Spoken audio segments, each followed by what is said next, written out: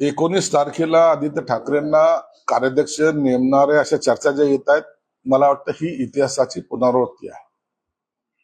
असाच प्रकार शिवसेना प्रमुख हयात असताना उद्धव साहेबांनी केला होता. ते कार्याध्यक्ष झाले होते. मला वाटतं उद्धव साहेबांनी आता राजकारणातून निवृत्ती घ्यावी, रिटायर व्हावं, हा संकेत कदाचित या कार्याध्यक्ष पदामुळं देण्याचा प्रयत्न आदित्य ठाकरेंनी उद्धव साहेबांना केला असावा. आता तुम्ही थकलेले आहात, आता तुम्ही थोडं शांत बसा, मी आता धुरा सांभाळतो, असं एकंदर ते चित्र आहे. परंतु इतक्या मोठ्या घडामोडी होतील असं त्याचं मला आश्चर्य वाटतंय.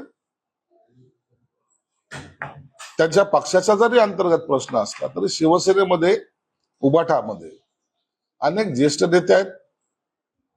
त्यांना जर कदाचित त्यांच्यावर जर काही आणखीन दिला असता पदभार, तर ते पक्षाच्या काही कामं आले असते.